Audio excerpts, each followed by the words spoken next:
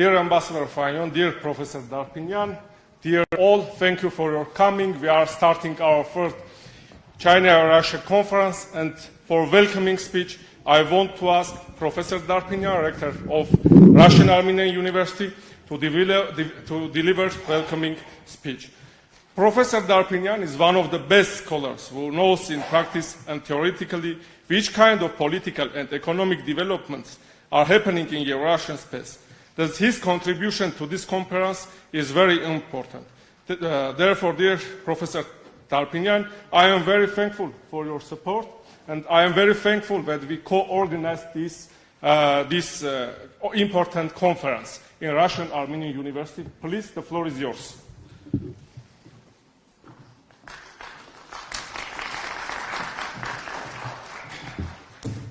Thank you very much, dear Dr. Sarkhan, Your Excellency, Ambassador Yongfan, dear colleagues, guests, and participants of the conference. It's my pleasure and honor to say welcome to everybody in person here in our great hall of Russian Armenian University, and also to those who joined us by internet in an online format. It's our pleasure to say special thanks to Dr. Sarkhan for arranging this conference. This is the third time when the China-Eurasia conference is taking place due to his tremendous efforts, and I have to say many words of thanks to Maher Sarkhan for his great contribution in China-Eurasia cooperation, in research and activities devoted to unify the world, to unify China-Eurasia cooperation. I would say a couple of words from Armenian perspectives. How do we see the cooperation? How do we participate in that? How do we see our own role in bringing the world together? I think Armenians, as ancient nation, as great ancient civilization, were always playing a role of unifying and combining the world, in bridging Europe with Asia. We equally belong to Europe and to Asia, to West and the East. And we were, I think, great players, historically, great players in bringing Western values to the East and vice versa, from East to the West. And I think that today's opportunities and our challenge as Armenian nation and the state is to regain, is to restart this role of bringing civilizations together, in bridging them, in combining interests rather than contradicting them. Unfortunately, what we see in today's world is just the opposite picture. We see the picture when there are different initiatives which were not for combining interests, for bringing them together. I think China-Eurasia is a great opportunity of bringing the world together. And it's not just coincidental that we, as Armenian state, took a decision to participate in Eurasian Economic Union. I think Armenia, as the country, again, as the country which represents both Europe and Asia, we can be good players in this respect. And of course, our circumstances being blocked by Turkey for all these 30 years of our independence have broken our efforts of being the bridge, of regaining, of restarting this role of being the bridge between Europe and Asia. But I think that the development, the world development, the development of China, development of Russia, and their own role in the new world order will bring Armenians a new chance of regaining and restarting this function of being the bridge.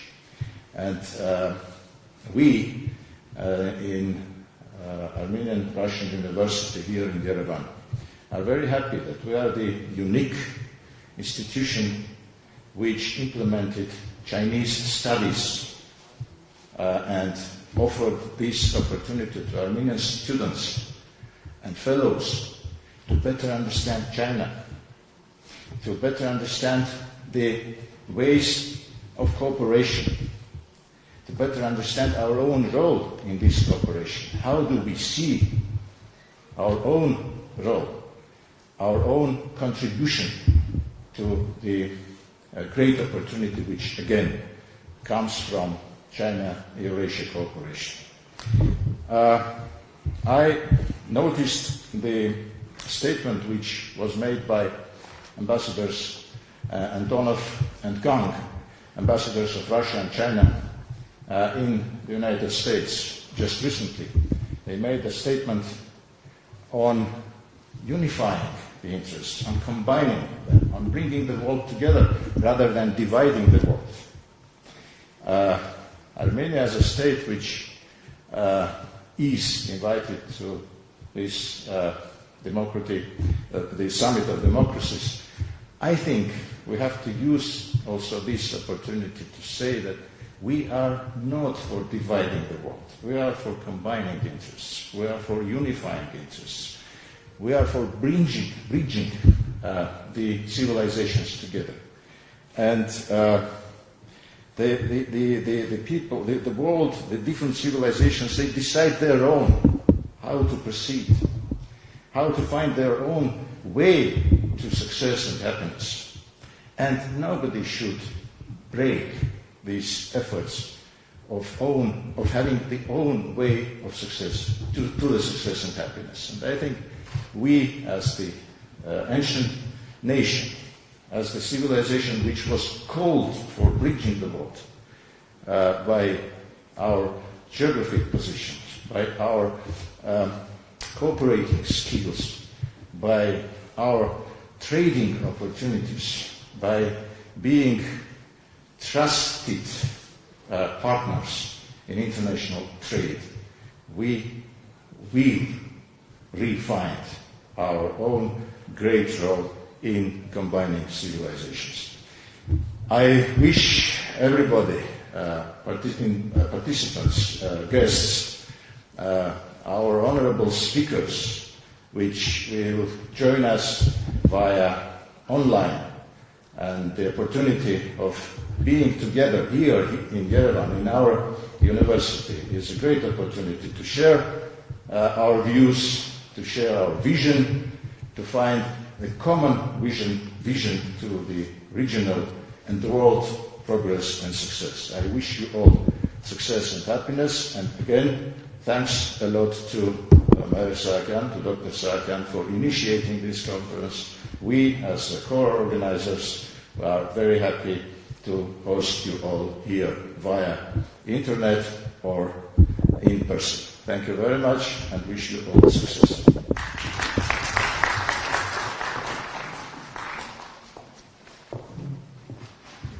Dear Professor Darpinyan, thank you for your welcoming speech. It was very interesting. And thank you once again for hosting and co-organizing this event in Russian Armenian University. Dear colleagues, before going to our next important speech, I want to remind you that for translation from Chinese to English and from English to Russian, we have translation as well. In Zoom, you can just go with program to Zoom with code and listen translation. Dear colleagues, it is my honor to invite His Excellency Ambassador Yong Fan for delivering his important message and remarks. I want to thank Ambassador Fan for his great support for organizing third Euro-Russian research on modern China and Euro-Russia International Conference. By the way, it is already the second conference which we are organizing with his support. I want to thank you once again for closely cooperating with China and Russia Council for Political and Strategic Research, and please, the floor is yours.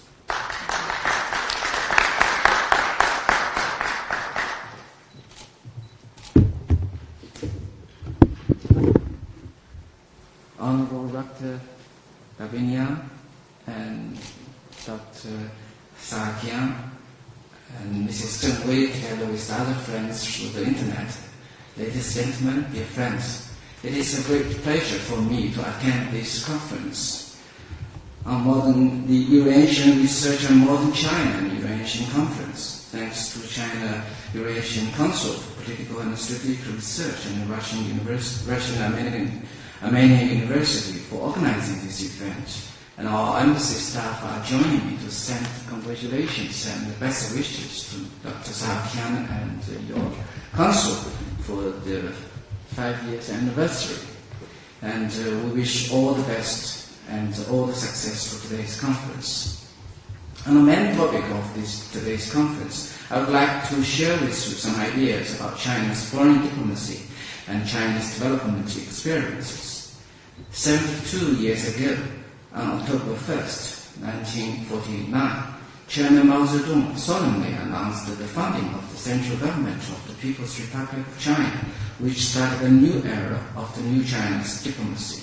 Since then, in the period of socialist revolution and construction, the Communist Party of China is always following an independent foreign policy of peace, advocating and adhering to the 5 principles of peaceful coexistence, firmly safeguarding national independence, sovereignty and dignity, supporting and assisting national liberation of oppressed nations, construction of newly independent countries, and fighting against imperialism, hegemonism, colonialism, and racism, fighting for justice for the people all over the world.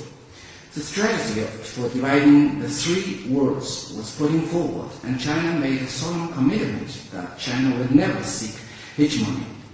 So in October 1971, China restored all the legitimate rights in the United Nations, brought a new page for China's diplomacy to the international arena. Coming to the 21st century, the world came into a period of great development, change and adjustment. But the theme of peace and development has not yet changed. Multipolarization, economic globalization, cultural diversity, and social informatization are further developing. Change in the global governance and the international order has accelerated. Different countries are increasingly interconnected and interdependent. International powers become more and more balanced. The trend of peaceful development is still irreversible. Meanwhile, the world instability and uncertainty became more prominent. Economic globalization has encountered countercurrent difficulties. The world peace and development is facing the threat of unilateralism, protectionism, and hegemonism. The international community is confronted not only by regional disputes but also global issues, such as terrorism, climate change, cybersecurity, and biosecurity. It is an era of endless challenges and increasing risks to humans. The world is now experiencing global pandemic and major change unseen in a century. China adheres to the foreign policy of safeguarding world peace and promoting common development, adjusts its relations with big countries, developing friendly relations with neighboring countries, deepens cooperation with developing countries, actively participates in international and regional affairs, and establishes a new pattern of all-around and multilateral foreign relations. China actively promotes world multipolarization and democratization of international relations, promotes economic globalizations in a direction to common prosperity, clearly stand against hegemonism and power politics, firmly safeguards the interests of the majority of the developing countries, promote the establishment of a fair and reasonable new international political and economic order, and promote lasting peace and common prosperity in the world. A few weeks ago, the 6th plenary session of the 19th Communist Party of China's Central Committee was held successfully in an important historical moment of the 100th years anniversary of the founding of the party. The conference summarized systematically and comprehensively the party's major achievements and historical experience over the past century. There were 10 aspects, such as upholding the party's leadership, putting the people first, advancing the theoretical innovation, following Chinese paths, and maintaining a global vision, etc. They are the secrets of China's continuous successes. The resolution adopted by the conference also declared that the Chinese people are striving to build a modern socialist country in an all-around way and achieve the second centennial goal. Standing on a new development stage, the Communist Party of China will implement the new development concept, build a new development pattern, promote high-quality development, comprehensively deepen reform and opening up, and lead China's diplomacy with new contribution to the construction of a new type of international relations. President Xi Jinping attaches great importance to Chinese diplomacy and brought new ideas and new initiatives with Chinese characteristics that formed Xi Jinping's thought on diplomacy. In the year 2018, the guiding position of Xi Jinping's thought on diplomacy was confirmed and piloted the way forward for China's diplomacy in a new era. Now, I want to brief you a little bit about Xi Jinping's thought on diplomacy. First is the Communist Party of China is the leading core for the cause of socialism with Chinese characteristics in all fields. Strengthening the centralized and unified leadership of the Communist Party of China on foreign affairs is the fundamental guarantee of China's diplomacy in the new era. Second, promotes the construction of a community with a shared future for mankind, and safeguarding world peace, promoting joint development is the chief goal of China's foreign policy. The Communist Party of China seeks not only the happiness for Chinese people and the national rejuvenation, but also progress for mankind and harmony for the world. General Secretary Xi Jinping put forward the idea of building the community with a shared future for mankind. That is China's plan to solve the world's question of the times. President Xi also proposed building an open, inclusive, clean and beautiful world that enjoys lasting peace, universal security and common prosperity, and promoting the building of a new international relations of mutual respect, fairness, justice and win-win cooperation. Thirdly, promoting the Belt and Road construction. President Xi proposed the building of the Silk Road Economic Belt and the 21st century maritime Silk Road in the year 2013, known as the Belt and Road Initiative. The Belt and Road Initiative is under the principle of extensive consultations, joint contributions, and shared benefits. Consultation means communication, brainstorming, and fully respecting the difference in different levels: economic structure, legal system, business environment, and cultural traditions in different countries. And joint construction means joint participation and in-depth connection with relevant national and regional development strategies. Shared benefits means mutual benefits and win-win results. All the participating parties could maximize their interests through cooperation. Fourthly, firmly safeguarding national sovereignty, security, and development interests is the sacred mission of Chinese diplomacy. Adhering to the peaceful development is the basic principle in the new era.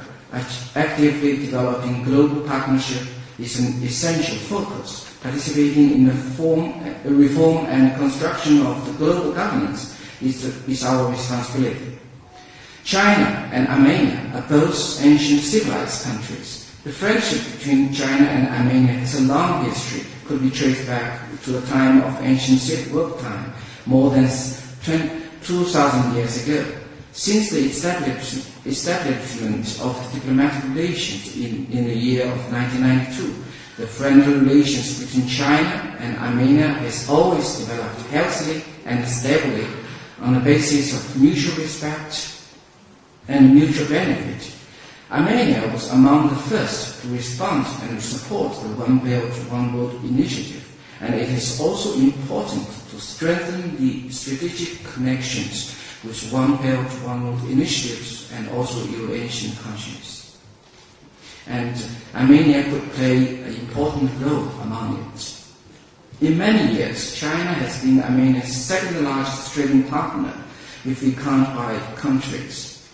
According to Chinese statistics, the bilateral trade volume of China and Armenia in the past 10 years of the year 2021 was nearly US dollars 1.2 billion, with an increase of 57%. And that figure is bigger than the one of the whole year of 2020. With the continuous impact of the global pandemic, this achievement is not an easy one and showed us fully the strong tenacity and broad prospects of the bilateral cooperation. As a good friend and partner, China firmly supports the development path chosen by the Armenian people and is willing to share with useful experience in governance and economic development. One of the important experiences of China's success is to find and persist in a development path suitable for its national features. When we talk about the issue of democracy, national conditions vary greatly, and the ways to achieve democracy are completely different to each other. Democracy is the common value of humanity and the right of all peoples, not to the single patent of one or a few countries. If one country determines whether another country is democratic or not, it is actually anti-democracy. In September this year, in the 76th General Assembly of the United Nations, President Xi Jinping proposed the Global Development Initiative, advocating the spirit of openness and inclusiveness, poverty reduction, food security, pandemic prevention, and vaccines financing for development, climate change, and green development, industrialization, digital economy, and interconnection. Among those aspects, Armenia may find some needs for its development, and China welcomes Armenia's joint participation in this GDI.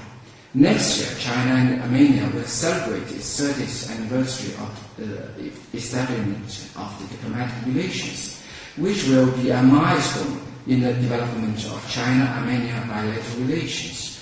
We have all the reasons to be sure that with the joint efforts of us, China-Armenia friendly cooperation will mount higher to a new development stage, to a new level, so as to better benefit the two countries and our two peoples. I thank you all for listening. Thank you.